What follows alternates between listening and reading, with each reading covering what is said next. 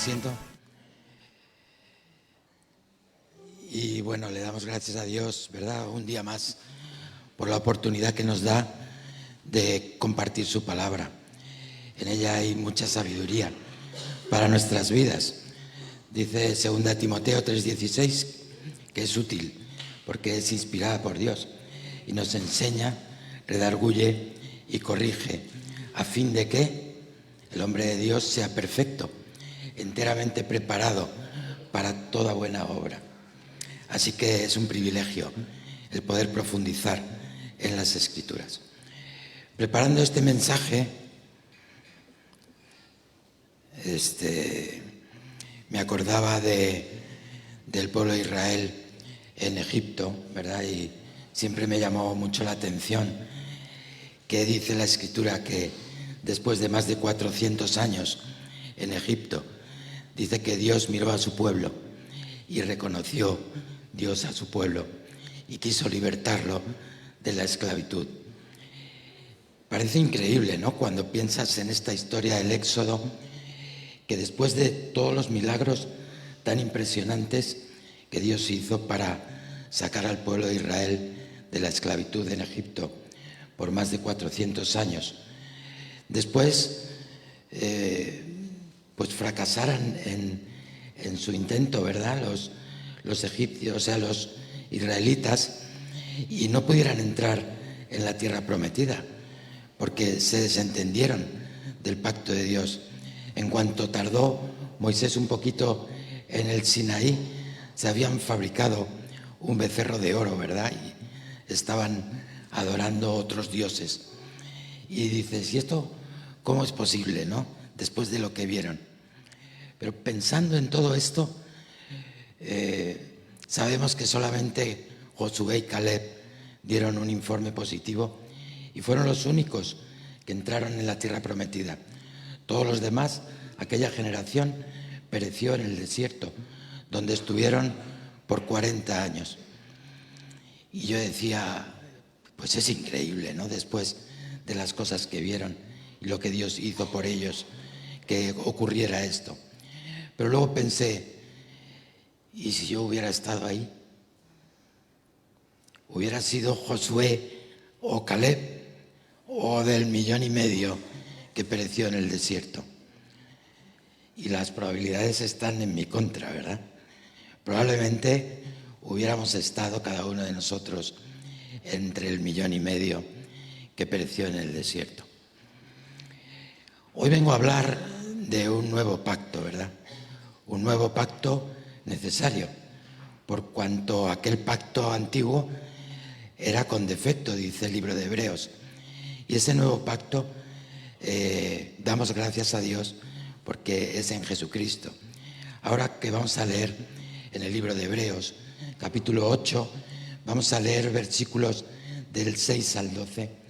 Y el contexto de Hebreos nos lleva a analizar el sumo sacerdocio, ¿verdad?, que había en el antiguo pacto, el ministerio de Moisés. Y este texto nos habla de un mejor pacto. Todo es mejor aquí en Hebreos, ¿verdad? Es un mejor pacto que está basado en mejores promesas y hay un mejor mediador. Todo es mejor para que no vuelva a pasar lo que pasó, ¿verdad? Leemos Hebreos 8, versículos 6 al 12, y estoy utilizando una Biblia de las Américas por si alguien encuentra alguna diferencia. Dice, pero ahora Jesús ha obtenido un ministerio tanto mejor por cuanto Él es también el mediador de un mejor pacto, establecido sobre mejores promesas. Pues si aquel primer pacto hubiera sido sin defecto, no se hubiera buscado lugar para el segundo, porque reprochándoles, Él dice, miren que vienen días, dice el Señor, en que estableceré un nuevo pacto con la casa de Israel y con la casa de Judá. Sabemos que a partir de Pentecostés esto fue extensivo a todos los gentiles, ¿verdad? No como el pacto que hice con sus padres. Ese pacto que hizo con sus padres se refiere al pacto el antiguo pacto, el pacto de la ley que Dios hizo con Moisés en el Sinaí, donde le dio las tablas de la ley. No como el pacto que hice con sus padres, el día que los tomé de la mano para sacarlos de la tierra de Egipto, porque no permanecieron en mi pacto. Yo me desentendí de ellos, dice el Señor. Porque este es el pacto que yo haré con la casa de Israel. Después de aquellos días, dice el Señor, pondré mi ley en la mente de ellos y las escribiré sobre sus corazones. Yo seré su Dios y ellos serán mi pueblo. Y ninguno de ellos enseñará a su conciudadano, ni ninguno a su hermano, diciendo, conoce al Señor, porque todos me conocerán, desde el menor hasta el mayor de ellos, pues tendré misericordia de sus iniquidades y nunca más me acordaré de sus pecados. Hebreos 8 nos está diciendo, bueno, hay un mejor pacto, ¿verdad?, que está establecido sobre mejores promesas, pero sobre todo que está sustentado por un mejor mediador. Es importante entender esto, porque podríamos tener un nuevo pacto, un mejor pacto establecido sobre mejores promesas.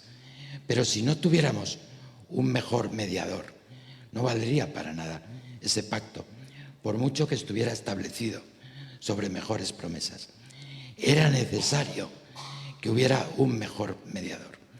Y ese mejor mediador es Jesucristo. He aquí, Jesucristo es el mejor mediador posible. Es un mejor mediador que Aarón.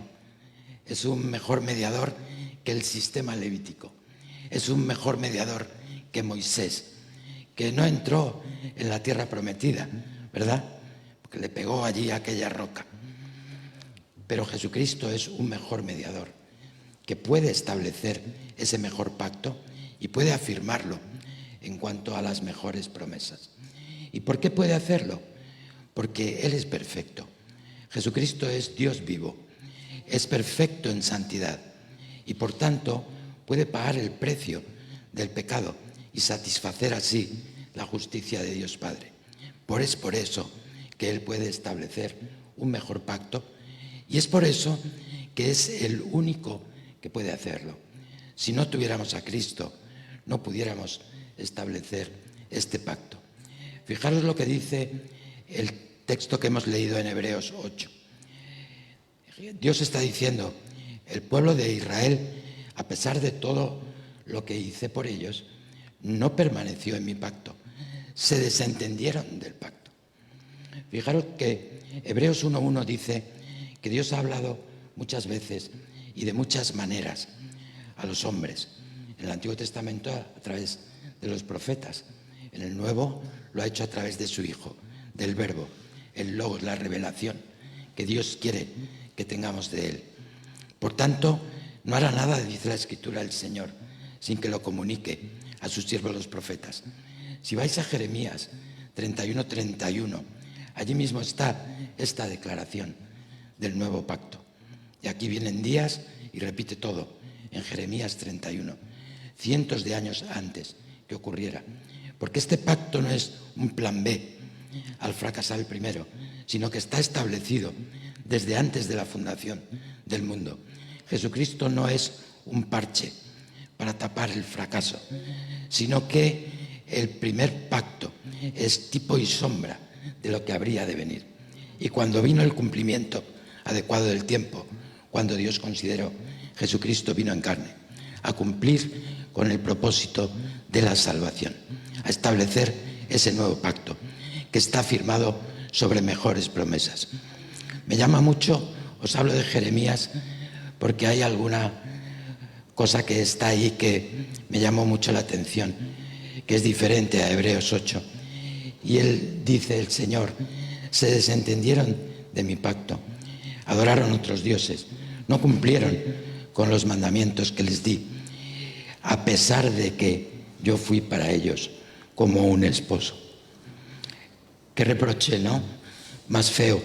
Y como he dicho al principio, yo me pongo también ahí, ¿no?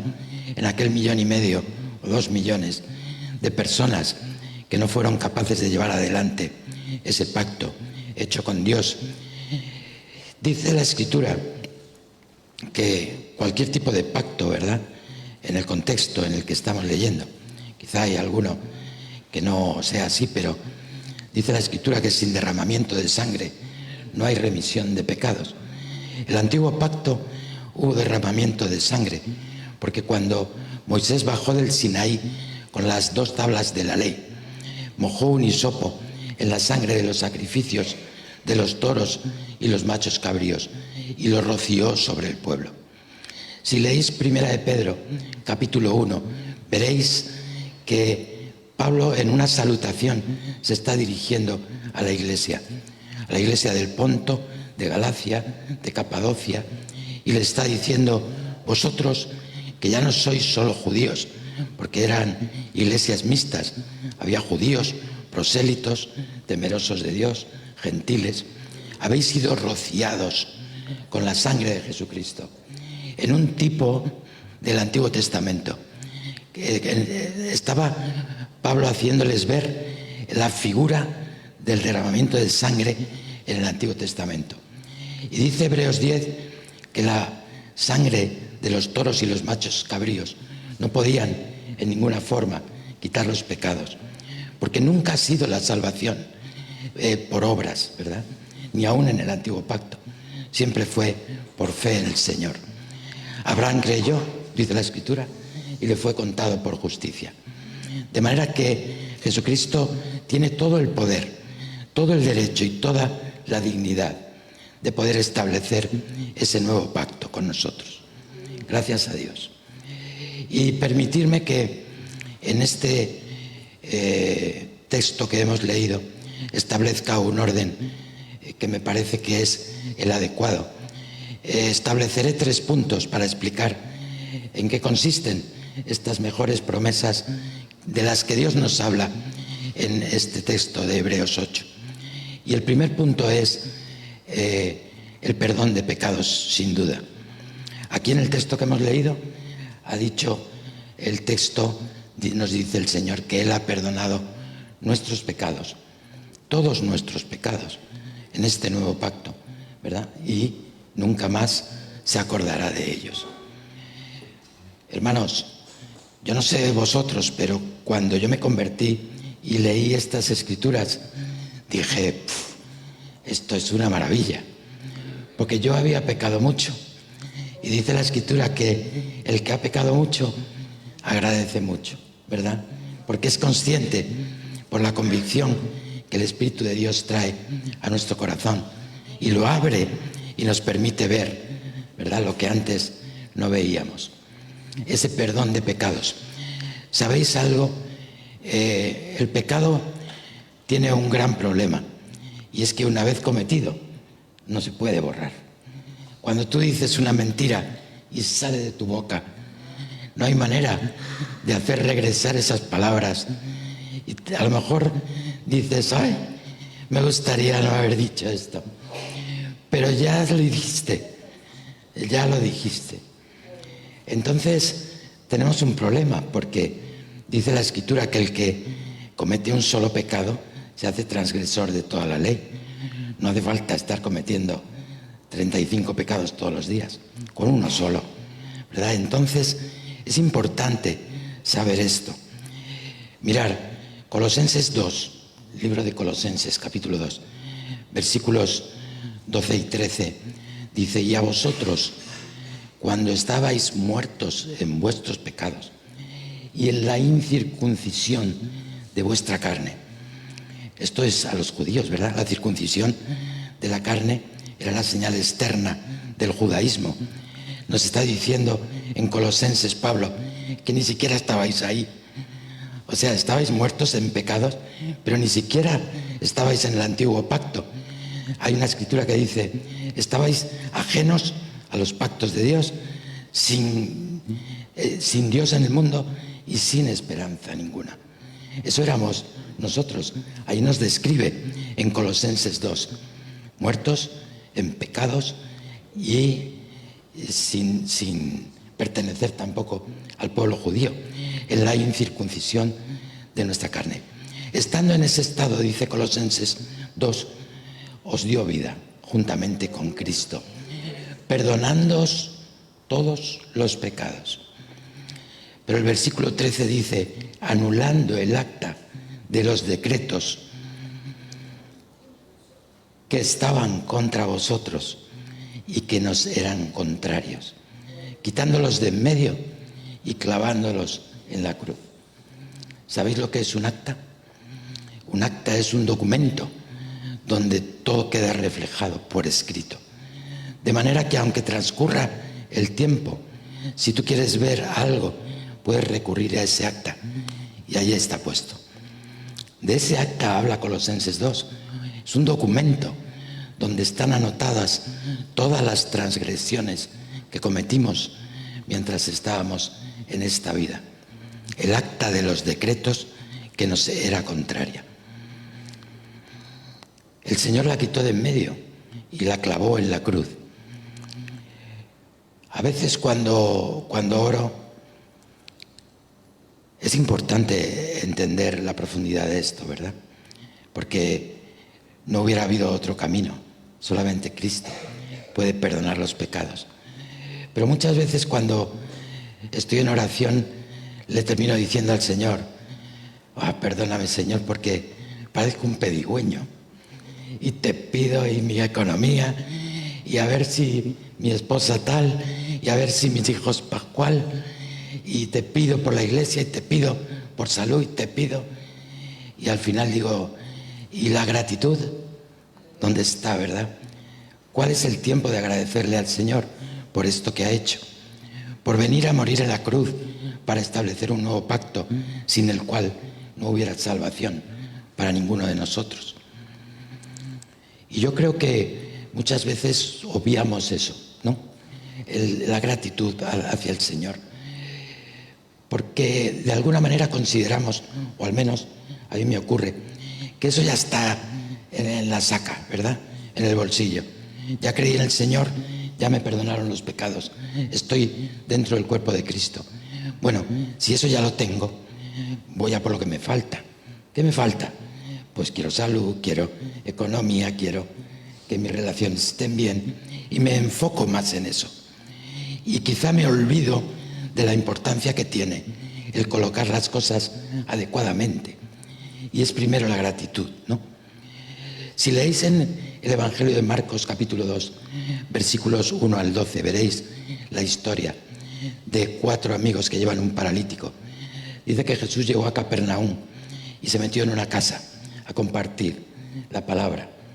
Y aquellos 4 amigos con el paralítico llegaron allí porque estaban convencidos que si lo ponían delante del Señor sería sanado. Pero no pudieron entrar porque aquello estaba petado de gente. Y entonces no se rindieron. Cogieron y subieron con la camilla hasta el tejado. Hicieron un agujero en el tejado y lo bajaron delante de Jesús. Allí delante de Jesús todos sabemos que hay esperanza y que cualquier cosa puede ocurrir, porque para Dios no hay nada imposible y conviene tenerlo en cuenta. Bajaron la camilla con el paralítico, que era paralítico de nacimiento, y al ver Jesús, dice el texto, la fe de ellos, dijo, tus pecados te son perdonados. Había por allí unos escribas que cavilaron en sus corazones. ¿Qué herejías dice este hombre? Dice, pues ¿quién puede perdonar pecados? Solamente Dios puede hacerlo. Y en esto tenían razón. Hace poco hablábamos aquí de las religiones y dicen que perdonan pecados y te ponen una penitencia, o hasta algunos te cobran dinero. Pero aquellos escribas llevaban razón. Solamente Dios, ¿verdad? No podemos saltarnos a Dios y dar por minimizado su sacrificio en la cruz. Él fue quien nos perdonó los pecados con su sacrificio en la cruz. En fin, aquel paralítico terminó allí delante de Jesús y el Señor le dijo, tus pecados te son perdonados. Y conociendo, dice por su presciencia, por su omnisciencia, lo que aquellos escribas estaban pensando, les hizo una pregunta que para mí es tremenda. Les dijo, ¿qué pensáis que es más difícil decirle al paralítico? ¿Tus pecados te son perdonados? ¿O levántate, toma tu lecho y anda? Vaya preguntita, ¿eh? Pero viene al caso de lo que estamos hablando. Porque el Señor nos lleva a reflexionar. ¿Qué es lo que quieres? ¿Quieres la sanidad o quieres la salvación? Te invita a estudiar el costo de cada cosa. Porque una sanidad, el Señor hace así y eres sano. Decía el centurión, con una palabra tuya, basta. Pero el perdón de pecados no, amados. Eso tuvo un costo mucho mayor. El Señor tuvo que ir a la cruz.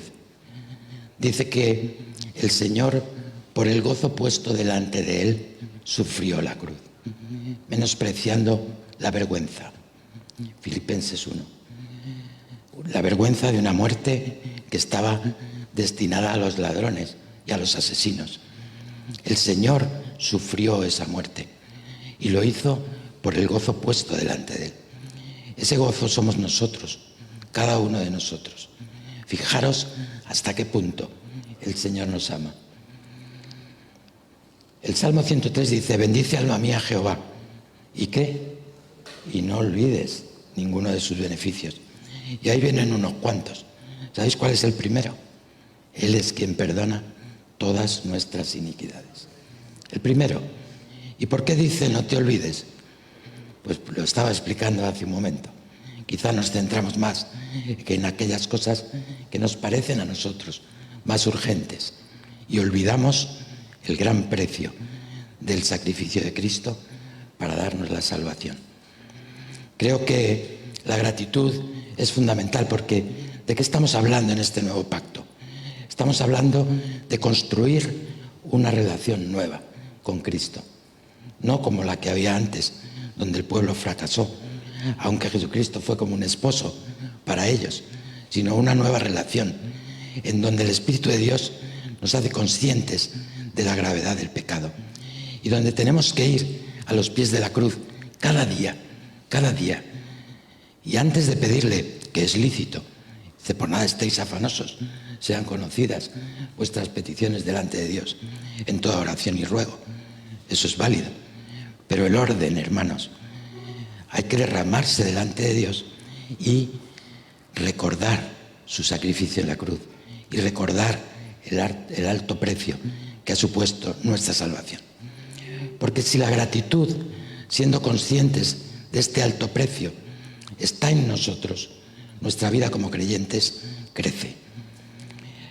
En Lucas 17, versículos 11 al 19, hay otra historia de 10 leprosos que, viendo a Jesús de lejos, le dijeron, Jesús, hijo de David, ten misericordia de nosotros y sánanos, ¿verdad?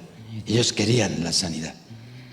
Y el Señor, para cumplir la ley, dijo, ir y os mostráis a los sacerdotes y hacéis los sacrificios que había que hacer y pasar las pruebas que hubiera que pasar para que los sacerdotes determinaran que realmente estaban sanos y pudieran ir a recuperar sus vidas y sus familias, porque los leprosos eran sacados afuera de la ciudad y ya estaban pues desahuciados, ¿verdad? Y los leprosos hicieron lo que Jesús les dijo. Y dice la Escritura, ahí en Lucas 17, que cuando iban por el camino fueron sanados. Los 10 fueron sanados. Pero solo uno volvió y encima era el samaritano. Ninguno de los judíos volvió. ¿Qué hicieron los otros 9? Se apresuraron a que les dieran el documento que estaban sanos para ir a sus casas con sus familias y recuperar sus vidas. Pero el samaritano volvió. ¿Y qué mostró el samaritano? La gratitud. Y el Señor preguntó, ¿no erais 10? ¿Dónde están los otros 9? Y preguntó, ¿no hubo quien volviera a darle a Dios la gloria? Que no nos falte nunca la gratitud. al Señor que no nos falte nunca el ser conscientes del alto precio, porque si lo tenemos cada día, nos ayudará en nuestra vida como creyentes y estaremos actuando como verdaderos creyentes, con un corazón agradecido. Sin duda esa es una mejor promesa, ¿verdad? Porque en Hebreos 10 podéis leer: ni la sangre de los machos cabríos ni de los toros pueden quitar los pecados, pero en Cristo sí que tenemos perdón de pecados y nunca más se acordará de ellos. Yo le decía al principio de convertirme: Señor, ¿estás seguro que esto es así? A ver si luego va a llegar el día del juicio y abres el libro y allí se sabe todo. Y el Señor me decía que no, que nunca más me acordaré de ellos. Y yo le decía: bueno, ¿me puedes confirmar con otra escritura? Bueno, lee Miqueas 7:19. Dice: borraré vuestros pecados y los echaré al fondo del mar. Digo: al fondo del mar, ¿y qué profundidad había? Cuando los tiraste ahí. Bueno, lee Isaías 43:25. Borraré vuestras iniquidades y nunca más me acordaré de ellas. Colosenses 2, Isaías, el Salmo. En todas partes la enseñanza de la Biblia permea por un perdón de pecados en Cristo. Con un solo sacrificio hizo perfectos a todos los santificados. Él estableció un mejor pacto, sin duda. Me maravilla muchísimo y me pone la piel de gallina el texto de la institución de la Cena del Señor. En Mateo 26 dice que estando con los discípulos, si leéis Lucas 22, que es otro texto en los Evangelios en cuanto a la Cena del Señor, a la institución, me gusta Lucas 22, cojo un poco de los dos, porque en Lucas 22 dice: cuánto he deseado, le dice a los discípulos, que llegara este momento de tomar la Pascua con vosotros. A mí eso me deja alucinado, porque esa fue la noche que fue entregado.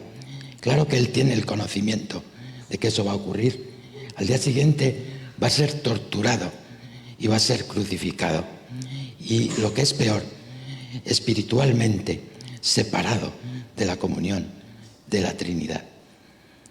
Y dice: cuánto he deseado que llegara este momento.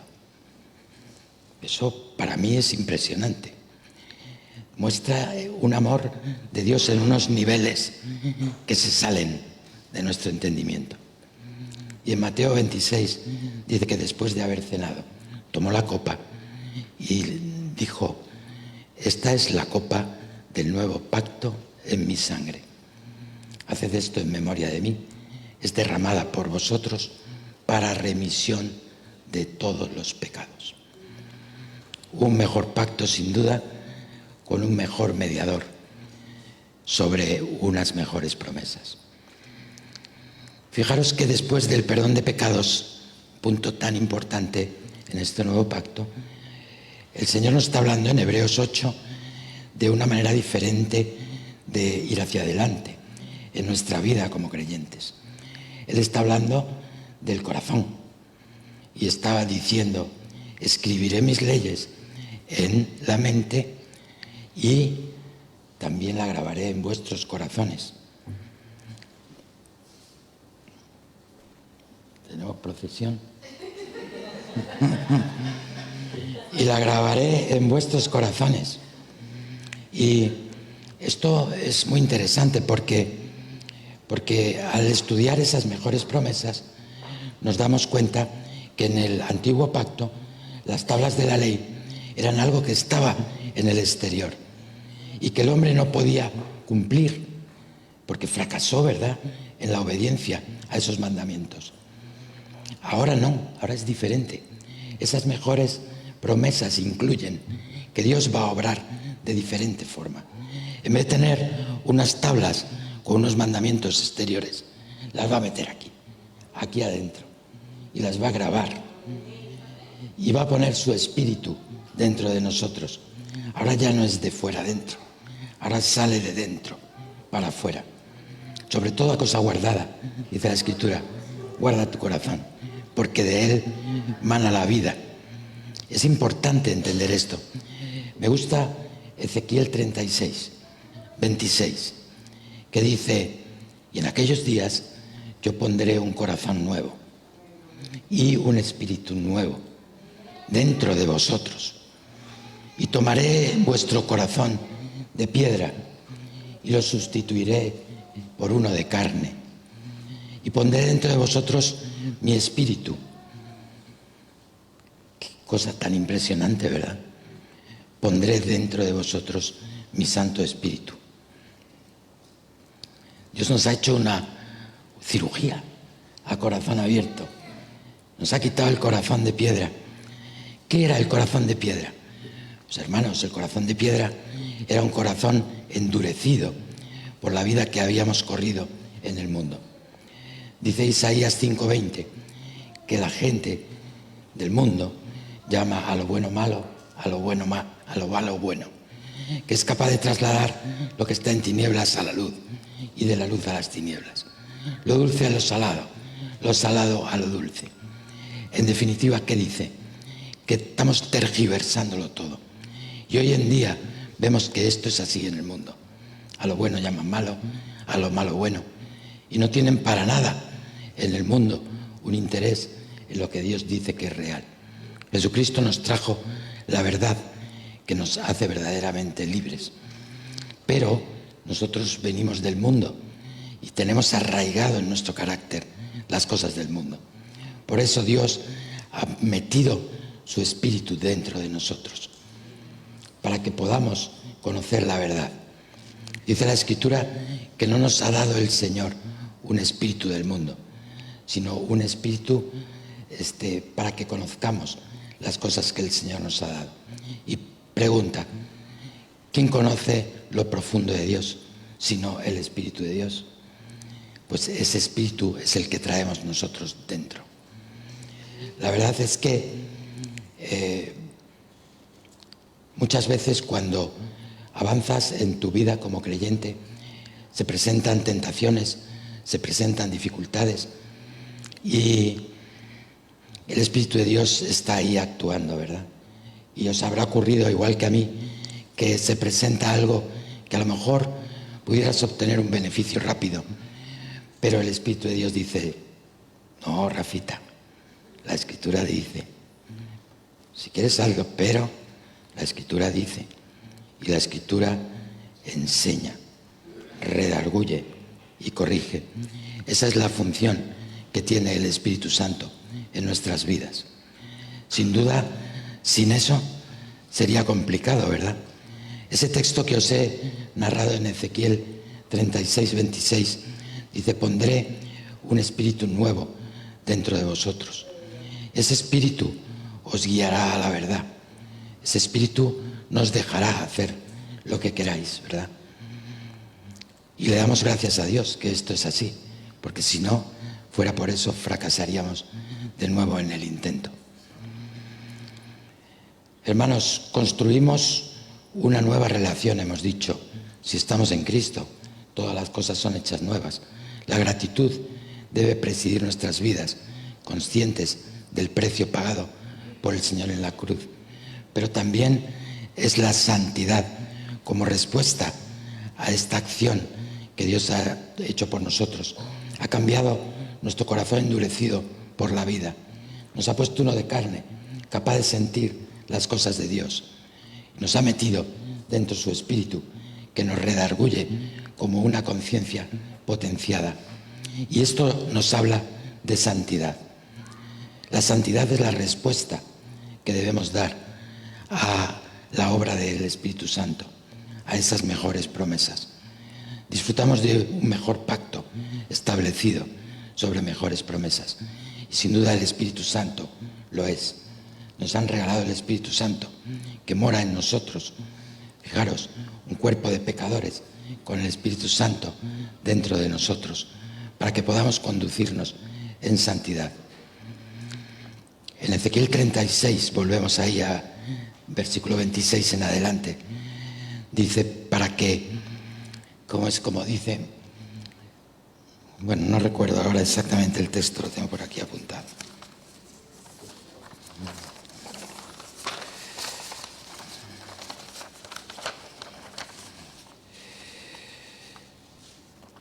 y os daré un corazón de carne y pondré dentro de vosotros mi espíritu y haré que andéis en mis estatutos y guardéis mis preceptos y haré que los pongáis por obra.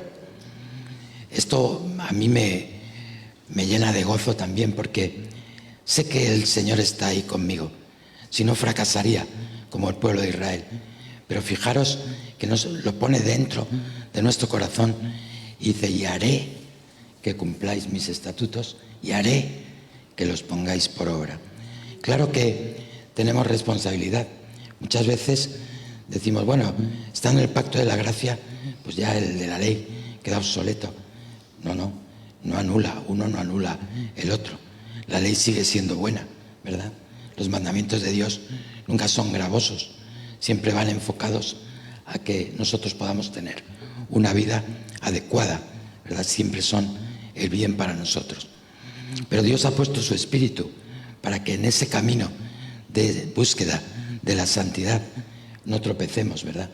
La vida del creyente es una continua lucha en la búsqueda de la santidad.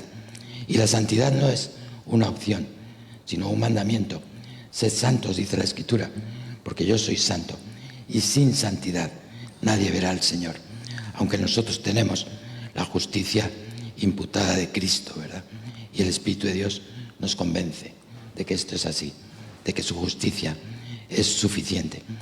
Pero nuestro camino hacia la santidad tiene que ser una máxima en nuestras vidas, algo que llevaremos dentro de nosotros hasta que el Señor nos recoja a su presencia. Y para eso necesitamos ser agradecidos, recordar cada día en la cruz el sacrificio de Cristo para poder caminar hacia la santidad. Es muy difícil, ¿verdad? Porque en esta vida surgen cada 2 por 3 situaciones complicadas.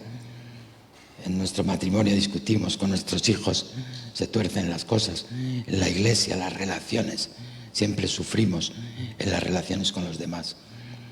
En la economía, con la hacienda, siempre tenemos motivos de tentación, ¿verdad? De poder decir, bueno, esto al final no es tan grave, lo va a saltar, pero el Espíritu de Dios que mora en nosotros nos recuerda, ¿verdad?, el precio de la cruz. Por eso debemos de ir cada día, es nuestro devocional diario. Lo primero que hacemos es recordar eso, para que podamos enfocar un día en la santidad, quitándonos de en medio todo aquello que estorba.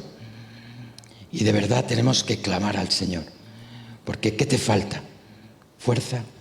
Pues decir, no puedo con la vida, no me llega el dinero, es que no le soporto. ¿Qué te falta? Clama al Señor, pídeselo y Él te va a dar todo lo que necesita.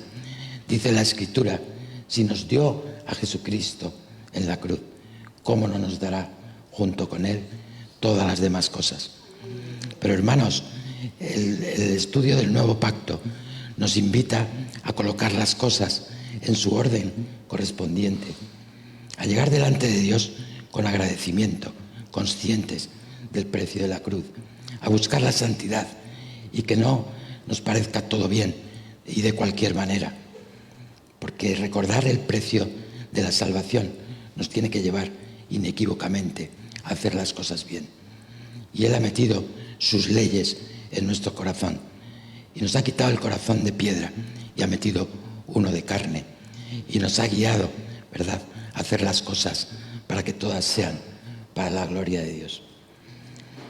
Y el tercer punto que veo aquí es que de todas maneras Dios quiere tener una comunión con nosotros.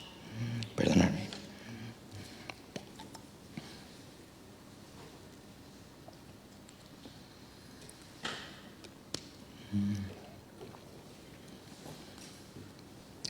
Y parece increíble, ¿no? Porque si nos analizamos, un pueblo de pecadores, ¿no? Como le dijo a Moisés, oye Moisés, no te preocupes, mira, este pueblo lo vamos a pasar de él y te voy a dar uno nuevo, que ya verás que va a cumplir los estatutos y va a ir todo genial. Y Moisés, ¿qué dijo? No hagas nunca eso, porque entonces ¿qué van a decir los egipcios? Que has fracasado y la gloria de tu nombre está en medio de ese testimonio. Claro que Dios no iba a hacer eso. Está probando la fe de Moisés. Pues es un poco igual con nosotros, ¿verdad? En Hebreos 8, el texto que hemos leído, establecido ese pacto sobre mejores promesas. Es una comunión con Dios diferente. No como la que había en el primer pacto, que fracasó, aunque dice el Señor que fue como un esposo para su pueblo. En esta ocasión, el Espíritu de Dios interviene y Él quiere de todas maneras tener esa comunión con nosotros. Dice la Escritura en Efesios 5 que lo que Él quiere es una iglesia gloriosa, sin mancha y sin arruga, sin nada, sin ninguna cosa semejante.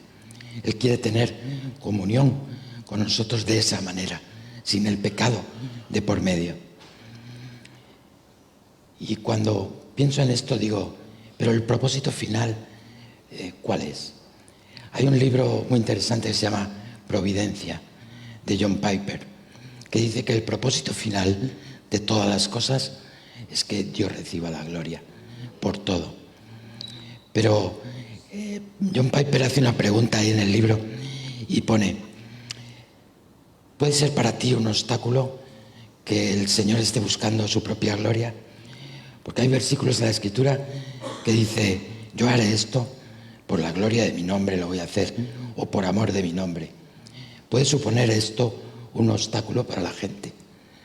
Yo he tenido discusiones en este sentido con gente que me ha dicho que Dios es un egocéntrico, solo busca su propia gloria.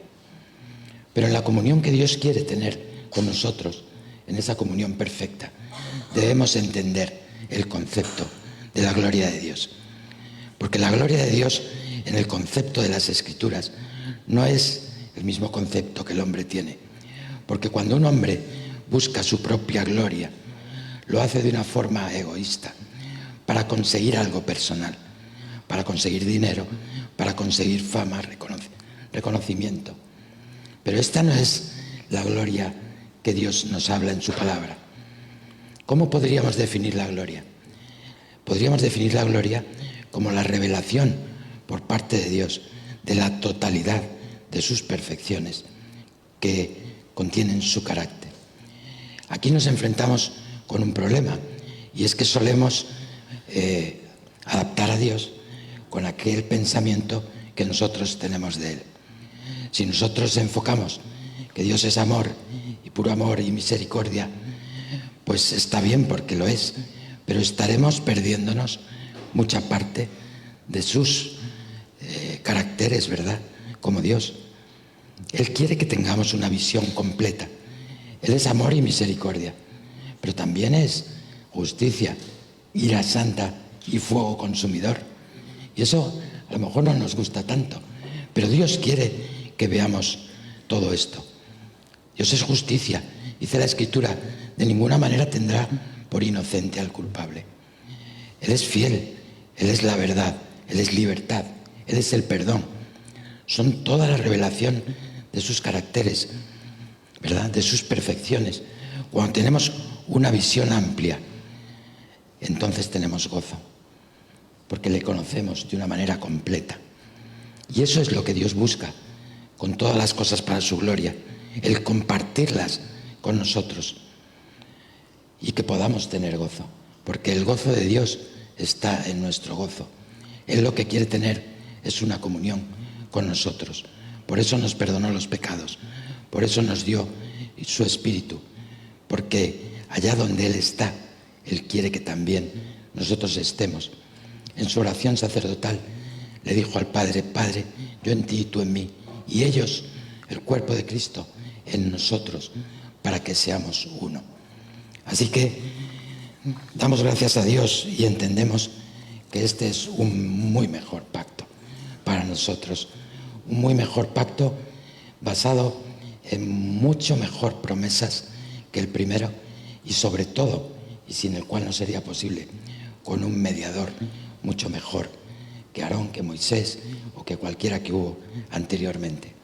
Así que la respuesta de nosotros como creyentes es gratitud, santidad y gozo a esas mejores promesas que Dios nos ha dado. Que el Señor os bendiga.